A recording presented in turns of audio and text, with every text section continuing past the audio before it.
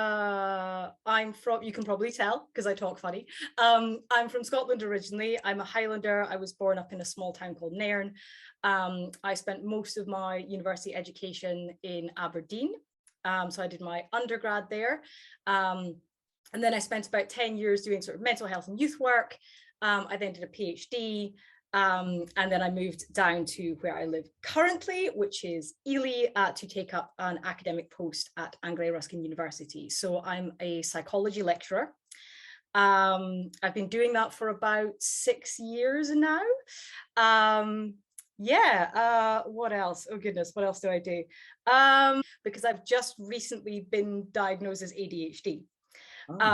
So I have quite a late diagnosis, although for the last year I've been trying to be assessed for a variety of reasons.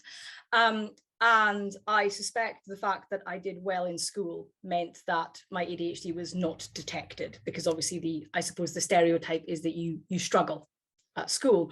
But I'm quite a nerdy, geeky person. You know, I liked science, I liked zoology and biology and, you know, things like that. You can probably tell I'm a bit of a goth, so I'm kind of part of the goth kind of alt scene community, I guess. And as you would expect, you know, into lots of variety of things like music and anime and horror movies and sci-fi and all of the things you probably expect, honestly.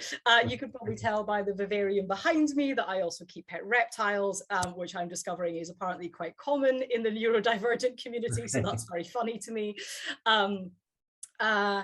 Yeah, so I've lived down in Ely for about 6 years now, and I started to pursue diagnosis, and obviously COVID happened. So, and then I was sort of actively pursuing a diagnosis for about a year, combination of things really, just kind of finding that I sort of hit, I suppose, a point in my career progression where it seemed like, oh, sorry, I'll fix the lighting there. It seemed as though, I suppose, all of my colleagues were managing to get promotions and managing to progress their career and sort of achieve more than I seemed to be able to do. And I couldn't really understand what was going wrong, you know, why it was that I was kind of struggling to manage and juggle everything, because of course, as you work longer at university, you tend to get more roles and responsibilities kind of added to your plate. And I kind of hit a point where I just couldn't really understand how people were doing all of the things that they were doing, and that didn't really seem possible for me. And being sent on lots of training things to sort of help with organization and managing my time, and not really being able to articulate that I would go on these training things and I could just tell you that all of the things that were saying, oh, you know, do this or do that or do these other things. And I was kind of like, but I can't do that. That's not, if I could do those things, I wouldn't be having these issues, you know. And so it was kind of things like that of getting sort of frustrated, and I suppose feeling that there was something not quite right. So I was assigned an academic mentor by my line manager to try and kind of help figure out how best to sort of get me on track. And somewhat coincidentally, she actually does research in ADHD. And that's not my specialization at all. I specialize in play and playfulness, positive psychology, human-animal companionship, things like that. That's kind of my area. So I still, I suppose, had that hangover from maybe the 80s and 90s, where ADHD was, you know, a little boy running around a classroom, not being able to sit down, not really understanding that it's a much more complex spectrum of issues, and doesn't always present like that. And she kind of said, a lot of the things that you're talking about sound like ADHD to me. And me being me, I was like, no. I mean, look, I've managed to be an academic, I've managed to get a PhD, like, it can't possibly be that, right? Like, it can't be that. And she was like, no, you're just very high functioning. You're very good at masking it and kind of compensating for it, but you should probably be assessed. So, as will probably come as no mistake to any, no surprise to anyone else who has ADHD, trying to be assessed as an adult on the NHS is incredibly difficult. So in the end, I went through occupational health with my workplace, and they agreed to cover the cost of me going private to be assessed, which I appreciate is a privilege that not many people have. And I'm incredibly grateful to my mentor and my line manager and my organization for doing that. That's been amazing. But even getting diagnosed, I sort of felt almost imposter syndrome, if that makes sense. Like I didn't feel like I was sort of ADHD enough, because I was like, but I function, right? Like I function. So I went to the psychiatry appointment with Dr. Shahid, who I would absolutely recommend to anyone pursuing a diagnosis. He's amazing. And we sat and we had a very long rambling chat because, you know, ADHD. And he had confirmed the diagnosis. And I think even at that point, I was like, okay, but I'm not, you know, it's not that bad, right? It's like, it's mild ADHD or something, like it can't be that bad. And I suppose in my head, I was still like, you know, it's maybe not that bad. And he had prescribed, I can't remember what it's called, like the brand name that everyone will have heard of from like American TV and stuff is Ritalin, is what I'm on. But I don't know what it's yeah, something. I jokingly called it nerd meth because I know it's not meth, but it is a stimulant in the same family. So I'm kind of like, it's nerd meth. And you know, he gave me the prescription and I thought, no, it's probably not going to make that much a difference. You know, I'm probably not going to need this, but sure, you know, I'll try it. I don't want to, you know, he's the expert. I'm quite happy to try things. And the first day that I took it was just wild to me. I spent a good chunk of my lunch hour messaging all my colleagues being like, is this what it's supposed to be like? Is this what it's supposed to be like for everybody else? So again, anyone at ADHD who ends up watching these clips will probably find this really relatable. So the examples that I gave to my colleagues actually were like, I was on the train to work and I was messaging them saying, I just walked out of my flat this morning, as in like, I just walked out the door with everything that I needed at the exact time that I intended to walk out the door. I can categorically say that has never happened to me in my entire life. So what me going out of the building normally looks like is, you know, I will get up, I will spend ages faffing around, having breakfast, you know, getting ready, even getting dressed. I'll change my mind 3 times. I'll start getting dressed. I'll get distracted by something else. I'll pick something up off the floor. I'll move something. I'll be like, oh no, I need to go and get that thing and put it in my bag. I'm still half dressed, you know, and I'm sort of bouncing around doing these kind of things. Or I'll get an idea into my head that, oh, I want to wear this thing and now I can't find that thing. And now I'm going to spend like some amount of time, because time blindness, looking for it, and then change my mind again and go, it's too much hassle, get ready, get stuff in my bag, get downstairs, realize I've forgotten something, come back upstairs. In the process of coming back upstairs, notice something else, start doing something else, get distracted, realize that I'm distracted and that I need to go back downstairs, having forgotten what I went up there for in the first place, get downstairs, remember what I went up there, and just rinse and repeat for like anywhere between, you know, half an hour to 45 minutes to an hour is me trying to get out of the building. And I didn't really realize that it's that bad. It's a bit like, the way I explain it is like, it's like if you've had chronic pain or a headache for a really long time, and then you sort of adapt to it, you're just kind of used to it being there and you just sort of figure it out, and then you get painkillers and it's just gone. And just being able to get up, get ready, and walk out the door was crazy to me. And I had no idea until that point how badly ADHD I was and how much it was getting in my way with just everything, like absolutely everything, just normal everyday tasks getting in the way, and kind of having to fight with my own attention, with my own brain to make me do things, to get me to, you know, get from point A to point B to complete tasks. I had no idea how much it was getting in my way until it wasn't, which is crazy, just crazy to me. Like, yeah. So that was the point at which I was like, yeah, no, you were very ADHD, or you are very ADHD. It's just that you've been managing and living with it for so long and you don't know any different. So it doesn't really occur to you how much time and effort and energy you are losing to just ADHD stuff until you kind of have a way of not having to do that. I mean, obviously being medicated doesn't mean it goes away, you know, you're still ADHD, obviously. But it just seems to dial it back to a level where you actually can manage it a lot better with a lot less energy, and you lose a lot less time. And that's, I feel like I have superpowers now. I'm like, I can just do stuff. I can just decide to do a thing and actually do the thing. Like it's crazy. I mean, I still get things like hyper focus, you know, where I'll start doing something and I get really, really into it. And like, I'll lose hours doing that one thing. Like that. Now that you say that, something else occurred to me when you say that. So I always kind of say that I'm very clumsy because I bump into things a lot. Like, you know, my flat has not been reconfigured in all of the 6 years that I live here, but I can still bump into things. And that's not happened since I've been on Ritalin. And I do wonder if there's something about sort of faulty attention where like I know that there are objects there, but I'm not really spatially attending to them properly because my attention's all over the place. So I bump into things. Like I know this vivarium's here, but I lose track of the number of times that I've bumped into that corner, you know, going around this, and there's plenty of room. Like it's not, you know, it's not a tight space. Things like, you know, I like my friends kind of joke that I'm really renowned for, like, I'll be walking and I'll kind of turn around to talk to them and there'll be someone walking towards me and I won't notice until I've almost walked into them and I turn around like, oh, you know, sorry, and just it's that sort of, yeah, inattention, I suppose, just not having that peripheral attention because I'm not attending to it or I'm less aware of it.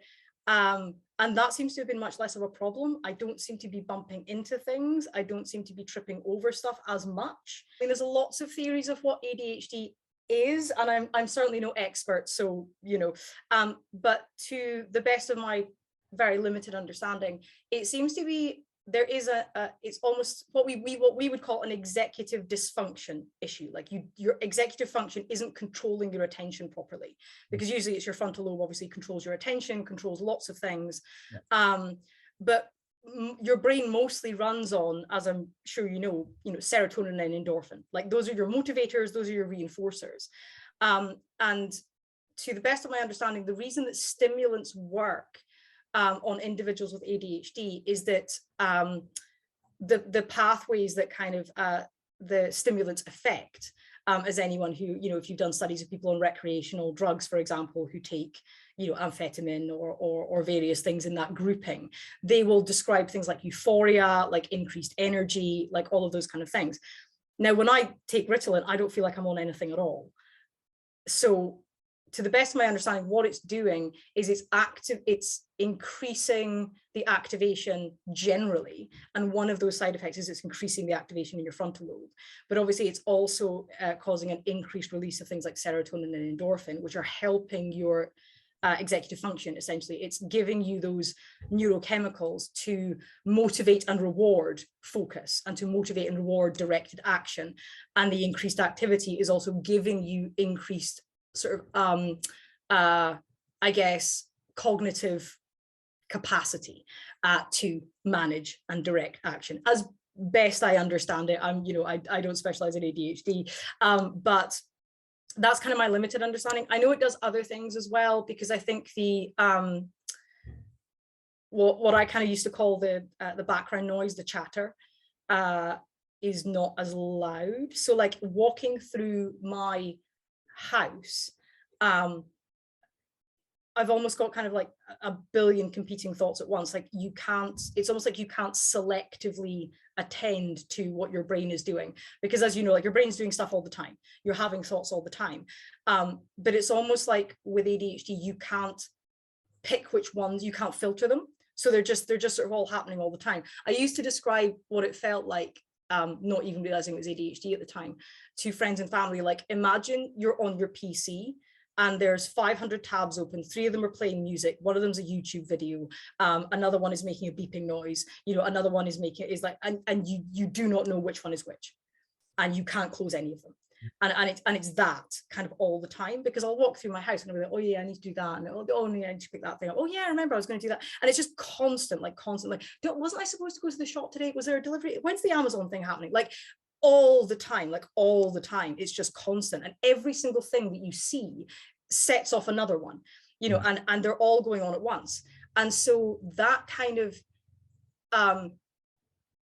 distractibility, and obviously kind of almost being permanently distracted all the time by just the inside of your own head, again, it's one of those things I didn't sort of realize how bad it was until the volume was turned down. And that's the best way I can describe it, is it's still there, but the volume has turned down a little bit, to the point where I can almost, it's easier for me to pick the ones that I want to listen to and sort of just let the other ones alone, and I can kind of turn the volume down on them a little bit better.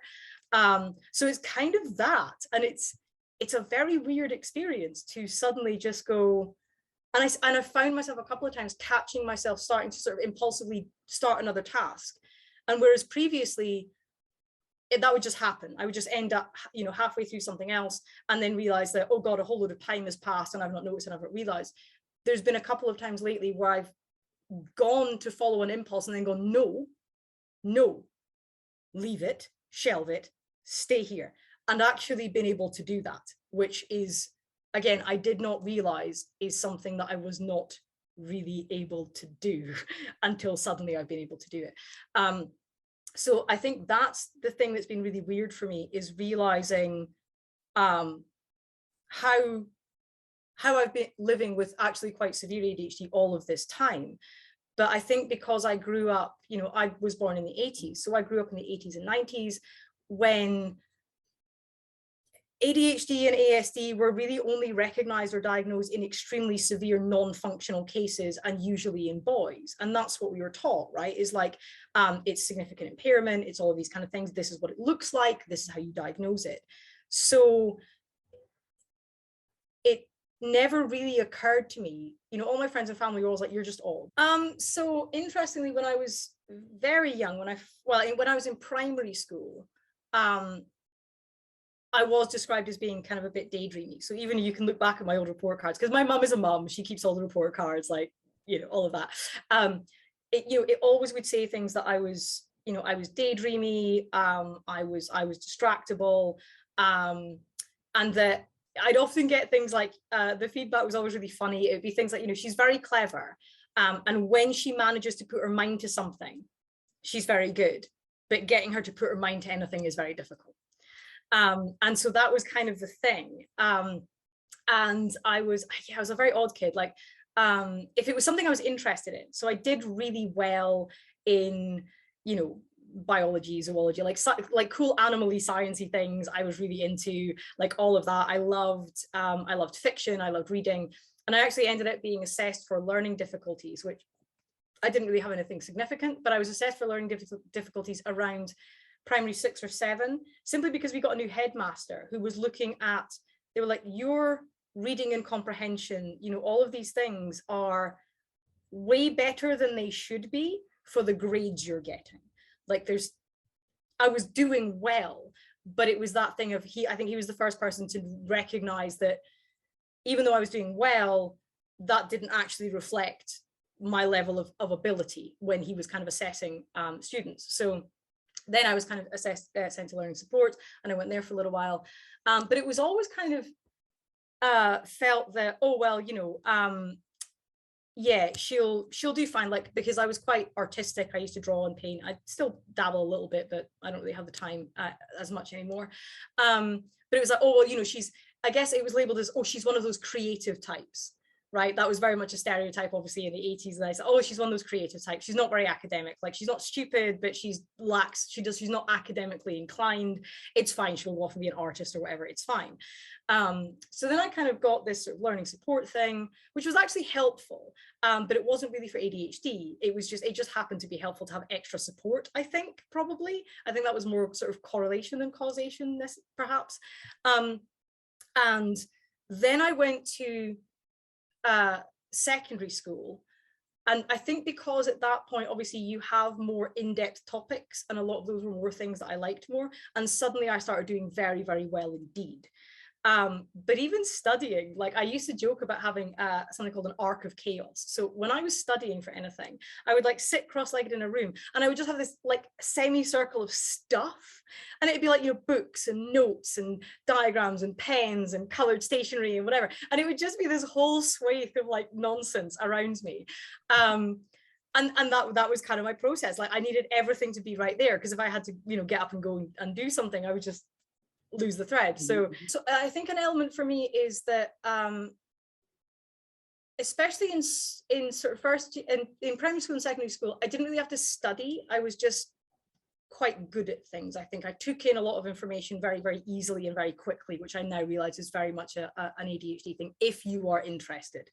And so a lot of the clutter was more kind of my elaboration process, if that makes sense. Like I would know what I wanted to study and I know what I want to do, but I'd be going more in depth. Like I would have, you know, textbooks and encyclopedias and things like that because I wanted to know more. And I think that was more a function of hyperfixation, of kind of doing all of these really deep dives and wanting to have, like, you know, I'd be reading a bit of my coursework, for example, and then I would want to look something up. So then, you know, the encyclopedia is there and this is there and this is there so that I can do that. So I suppose in a way I was kind of leaning into that task switching thing that you do in ADHD, where you jump around a little bit. And I guess in that sense, it was that kind of worked for me up to a point. But, you know, I was terrible at anything else. Like I was terrible at cleaning and tidying my room. I, you know, was incredibly disorganized with putting anything away. I would get my room, I was very weird about, I was very particular about, in that my mum would come and like help me or encourage me to clean to keep me on task, because I'd never finish it, or I'd never get started or whatever. But I would get really stressed and anxious if things were moved in the cleaning process, because I was like, no, you have to put them back exactly where they were, because if you don't, I won't be able to find them and I won't remember where they are. So that's in kind of my room where I spent my time, like everything needed to be exactly where I expected it to be, or I wouldn't find it. I would lose everything. But left to my own devices, I wasn't really capable of actually organizing that space. So, you know, we'd tidy and we'd organize and it'd all look really nice and I would like that. And then, you know, over time, entropy being what it is, decay would set in and you know, the system would decline to a more chaotic state. And then my mom would be like, okay, you need to clean your room. And I'm like, yeah, I know. And I would sort of start it and not really get very far and get distracted by things and start, you know, playing with something or reading something or whatever in this entire mess. And she'd have to come and help me. So yeah, and, you know, things like that you kind of, I now look back on and I'm like, oh, okay, yeah, that actually makes a lot of sense. Yeah, that actually makes a lot of sense. But, you know, at the time it was just, yeah, you're just a weird nerdy kid. You know, that was kind of the thing. That one I think is hard to say. I mean, I've not really done a lot of kind of research into visual attention or ADHD, but from an anecdotal perspective, shall we say, from a datum of one, which is obviously not, anecdotes are not data, but I have found that yeah, so things like not bumping into things, and also like I lose things less. And when I say lose things, because I don't actually lose things, like I will put them down within visual range and then be unable to scan and locate them. So that I jokingly said to a friend recently, I was like, I've not lost my glasses in over a week. Put them down beside me and then go, oh, where are my glasses? I will completely overlook them and start looking around the room and be like, where are they? I don't understand. Where are they? And then I'll like sit down on the sofa, accidentally sit on them and be like, there's your glasses. Maybe how like your eyes saccade, or how you are able to direct visual attention or focus visual attention. I genuinely don't know, but it almost feels like sometimes my eyes just skip over things. I think peripheral vision, I do struggle with beyond just motion. If there's motion in my peripheral vision, that's fine. I will very easily see that and react to that. But I suppose that's if I remember rightly, that's your subcortical visual pathway. So your subcortical visual pathway doesn't seem to be affected from my experience, in that if there's motion, if there's something I can orient, that's fine. That's not a problem. Like detecting motion in my periphery is fine. But accurately detecting, noticing, perceiving, and responding to things like objects in my peripheral vision, things like people even in my peripheral vision, like if I'm walking down a street or whatever, that's, you know, people will sort of walk past me and I'll kind of startle because I didn't notice them there. So much so actually, that's a thought that I didn't realize as well. Like, so when I cycle quite a lot, and when I cycle I have to have earbuds in. I don't play music because obviously I need to hear traffic sign, but I'll play like an audiobook or something just so that there's something, because if I hear a large vehicle, because I maybe, again, thinking sort of a little bit post hoc here, I startle, and you do not want to startle on a bike.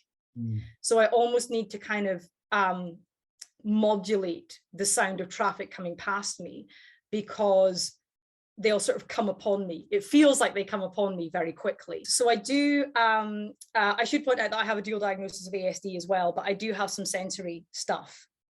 So I can't deal with, so things like motorbikes, sirens, anything that's got a very sharp volume increase is very difficult.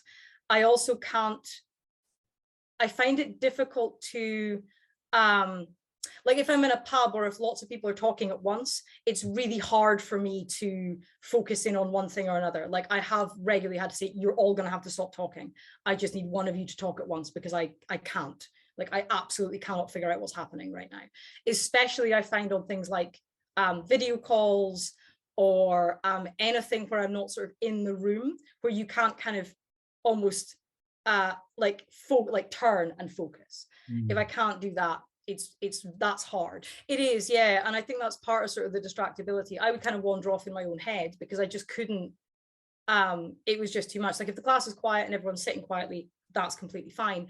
But yes, you're right. Like as soon as there's noise in the room, or even if there's things like, if another class is out on break, let's say, and they're out in the playground and there's a lot of ambient noise out there, that's going to be very hard for me to screen out if, you know, the teacher's then trying to talk to me.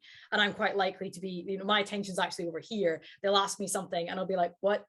And I often have like, I don't know if it's like an auditory processing delay or something, but quite often someone will say something to me and I'll be like, what?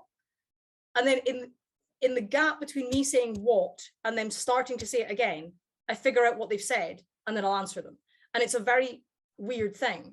It's almost like there's sort of a loading delay.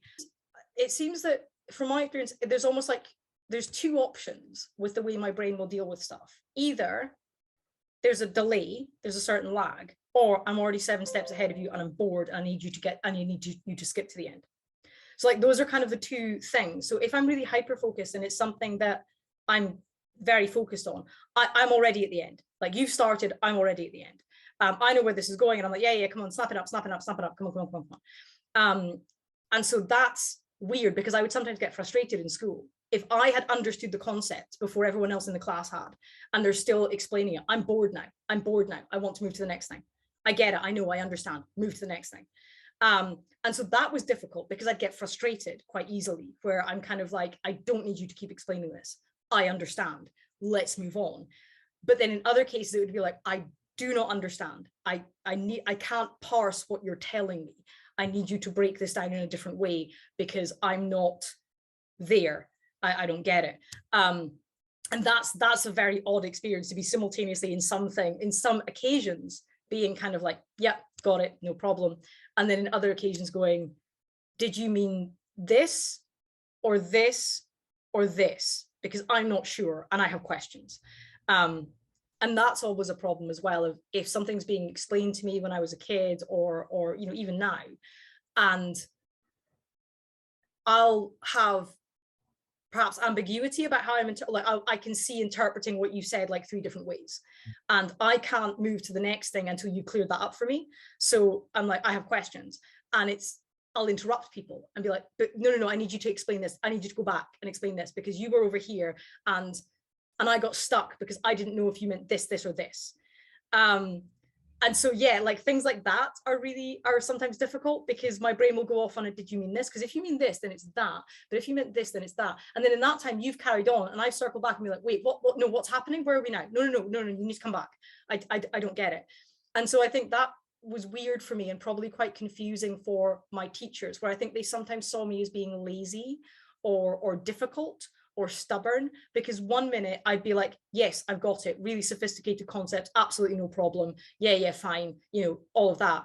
And then in other times I'd be like, really basic things that they're trying to explain to me, I'm like, but I don't understand what you mean. I need you to go back, I need you to say it differently, or I need you to explain it differently, because I I have ambiguity in the interpretation and I need you to clear that up for me. So yeah, that was, and I think that's where this kind of thing of being like, oh, you know, you're just being stubborn, or you're just being lazy, or you're just being whatever. And it's like, no, I want to go with you here, but you need to answer this question or my brain can't come back because I'm now over here. Like, yeah, I think I'm beginning to realize that I had a lot of quite negative internal self-talk where, you know, I kind of would say things like, oh, I'm just disorganized, or I'm just not as good at things as other people are, or I'm not, you know, whatever, or I'm just an oddball, or I'm just, you know, all of these things. And I think it's difficult because I think you get into this mindset where you don't really fit anywhere. Like the way that you're experiencing and processing and interacting with the world doesn't, on some subconscious level, even as a kid, you're aware that you're different, but you don't really know why. You just know that you are. And I think as you get older, that's harder. Like, I think as a kid, being different, especially when you're very young, is not necessarily a huge issue. But I think as time goes on and those differences become more apparent to you, as obviously your awareness and your sense of self begins to develop and all of these kind of things, and seeing almost kind of this gulf between the world that you seem to be living in and the world that everyone else seems to be living in, I think it's quite difficult to form and maintain connections. So I think a lot of the issues around sort of potentially mental health and self-esteem issues are not really the ADHD itself. It's more that you apprehend the disparity between what the world seems to look like and function to other people and the fact that it's not like that for you. And if you don't really understand why that is, and you don't really have the vocabulary or the context to know why, on some subconscious level, you are just going to feel like you don't fit, or, you know, you can't relate as easily or as well to other people. I've been very fortunate in that, you know, I, perhaps because of being sort of into things like nerdy things like goth stuff and whatever, I had very few friends growing up. I didn't have lots of friends, but the friends that I had were very, very close friends. And it was all the oddballs and the outcasts. Like, it was like some kind of American movie, I swear. Like, just this little group of like 5 of us, of the oddballs and the outcasts, like something at the Breakfast Club. And we all just kind of, that was our little tribe. And I think that helped a lot. But still, when you enter things like, you know, the world of work, or you're in school more generally, you know, I got teased and bullied a lot for being odd, and yeah, and simultaneously getting very good grades, but being very odd and not really relating well to other people. So that was, yeah, to a certain extent, although weirdly, I guess if I'd come across something like that sooner, that might have kind of helped. So like, now that I'm here, I'm like, okay, if I can help other people go through that process, then that would be amazing. What was your doctorate in, by the way? Psychology. Why people look different to me than the way they look to themselves, and why do I look different to everybody else is a bit of just trying to understand